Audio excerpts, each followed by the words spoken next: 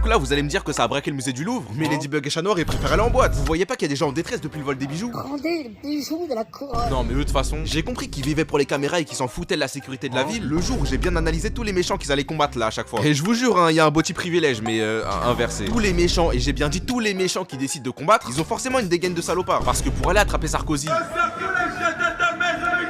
ou des boucs qui font encore des micro-trottoirs à l'aube de 2026, on les a jamais vus bouger le petit doigt. Mais quand je suis un mec qui se prend pour un pigeon, t'inquiète pas qu'en moins de 10 secondes ils ont déjà enfilé leur costume absolument pas discret, supplément 3 hélicos, 29 caméras, en direct sur toutes les chaînes françaises. Alors qu'il y a juste à aller à Châtelet pour en trouver 10 des comme ça. D'ailleurs, hein, tant qu'on y est, je vous le dis, Marinette et Adrien ils font semblant de pas se reconnaître. Non, parce que je veux bien quand on est petit, on se pose la question mais après on oublie l'incohérence. Mais à un moment donné, bon, dans tout Paris il y a deux personnes qui ont les cheveux bleus, Marinette et sa daronne. Maintenant regarde le costume et demande-toi si la daronne elle peut rentrer dedans. Pareil pour Marinette, hein. Dans un épisode elle a clairement dit qu'elle connaissait l'emploi du temps d'Adrien par cœur. Donc venez même pas me faire croire qu'elle s'est jamais doutée d'un truc. Mais la plus grosse preuve qui me fait dire qu'en fait depuis le début il savait déjà, c'est ce qui s'est passé dans un épisode en particulier. On verra qui aura la ref. En tout cas on en parle bientôt donc abonne-toi.